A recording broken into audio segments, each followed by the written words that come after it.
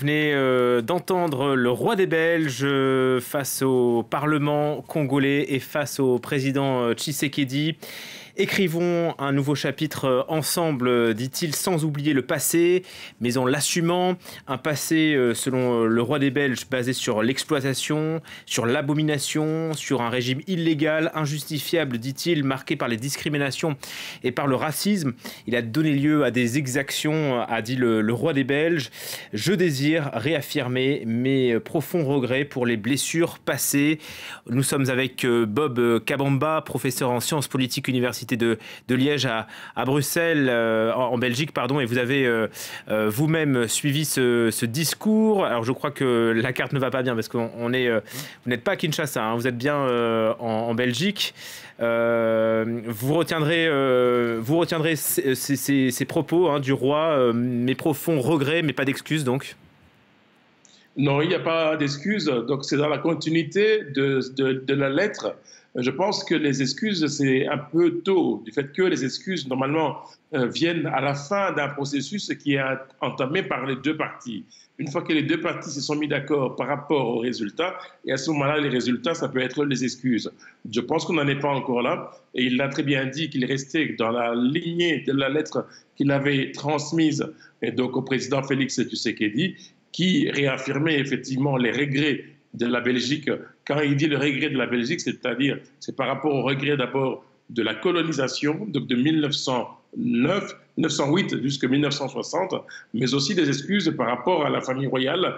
Ça, c'est pour la période 1885 jusqu'en 1909. Donc on a ces deux discours par rapport à ces exactions et par rapport aux souffrances des populations. Et ça, c'est quand même assez important qu'il puisse l'affirmer devant le peuple congolais, comme lui-même l'a dit. Et dans son discours, il tenait à pouvoir le faire devant les Congolais et pas seulement à travers une lettre. D'autant que les mots choisis par le roi sont plutôt forts, hein, un régime illégal, injustifiable, une abomination, une exploitation.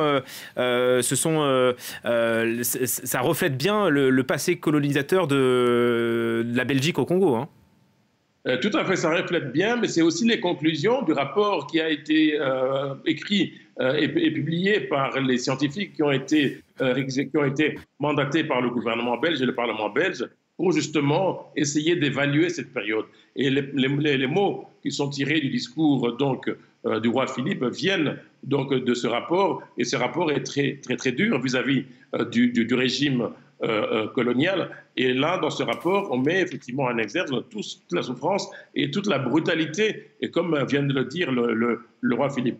Et donc, ça, ce n'est qu'un continuum de ce que la Belgique a déjà entamé. Alors l'espoir ici, c'est que ça ne reste pas discours, que ça ne reste pas au niveau des discours. Il y a maintenant les faits qui doivent être suivis après ces discours. Notamment la question, comme lui-même il l'a dit, la réécriture de l'histoire commune entre les deux pays. Mais pour l'instant, il faut l'avouer, on en est encore loin, aussi bien du côté belge que du côté congolais. Or, cette réécriture, elle est importante pour que l'on arrive progressivement à ce terme de pardon par rapport aux exactions et par rapport à tout ce que le roi Philippe vient de dire. Est-ce qu'il y a un travail de mémoire aussi qui est exercé aujourd'hui, on en parlait en Belgique, oui, mais au Congo? Au Congo, c'est assez difficile parce que pour la bonne et simple raison qu'on a une nouvelle génération. La population congolaise, elle est jeune.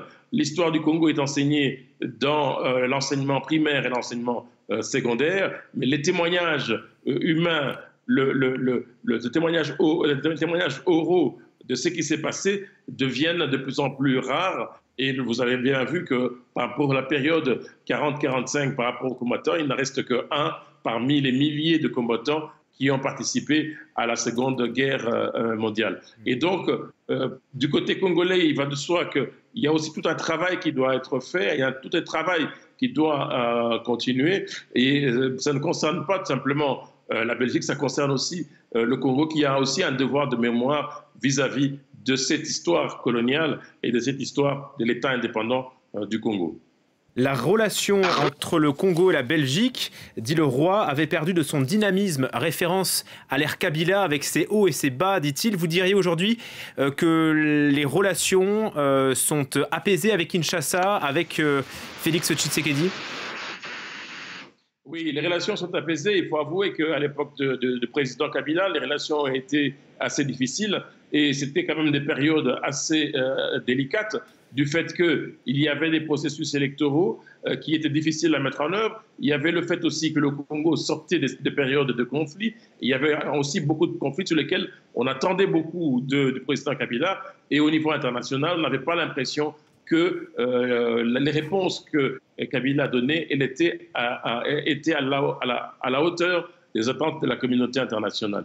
Ici, on est aussi au même niveau qu'avec Kabila tout au départ. On peut espérer qu'avec le président Félix Tshisekedi, qu'on va aller dans la bonne direction, respect des droits de l'homme, respect de la démocratie, etc. Mais le contexte, malheureusement, le contexte politique actuel en RDC, d'ailleurs, le roi l'a fait allusion à l'est du pays, avec cette guerre qui a recommencé, avec l'insécurité, avec les différents groupes armés, on va certainement assister à ce que les attentes des Congolais ne sont pas remplies par le président actuel, c'est qui pourrait avoir comme conséquence d'encore redétériorer les relations avec les partenaires congolais lorsque l'on va commencer à rappeler au président Tshisekedi les engagements auxquels il s'était engagé pour améliorer les conditions de vie, pour sécuriser les populations. Et il y a aussi un fait important qu'il faut souligner. Le roi aussi a même mis l'accent sur l'intégrité territoriale, ce qui va certainement être interprété par Kinshasa comme un appui en RDC contre l'agression que le Congo dénonce, l'agression du Rwanda à travers le M23 que le Congo dénonce à l'ONU et ici à Kinshasa. Oui, vous avez raison de souligner cette phrase du roi Philippe. Il s'est arrêté longuement sur l'intégrité territoriale. C'est une préoccupation majeure que nous partageons, dit-il, donc référence aux violences depuis de longues années et qui s'intensifient dans l'est du Congo. On sait que le président Tshisekedi, vous le disiez très bien, accuse le Rwanda d'agir en sous-main. Comment est-ce que la Belgique peut soutenir et intensifier son aide au Congo sur ce sujet-là? Oui, là c'est une question très délicate. Alors pour l'instant, la Belgique, comme on vient de le dire, dit qu'elle va reprendre la coopération militaire, c'est-à-dire renforcer les différentes unités, certaines unités qui constituent l'armée congolaise, les renforcer en renforcement de capacité, aussi à une mise à jour par rapport à certaines troupes qui avaient été formées préalablement. Mais alors, il faut bien se rendre compte que du côté rwandais, ce fait-là risque de passer comme un désaveu des positions et des avis de Kigali vis-à-vis de Félix Tshisekedi. Ça a aussi une conséquence d'avoir une conséquence sur les relations entre la Belgique et le Rwanda, puisque le Rwanda peut interpréter cette phrase comme un appui de la Belgique vis-à-vis du Congo au détriment de relations entre la Belgique et le Rwanda. Merci beaucoup Bob Kabamba pour ces explications et ce débrief après le discours du roi des Belges, mais aussi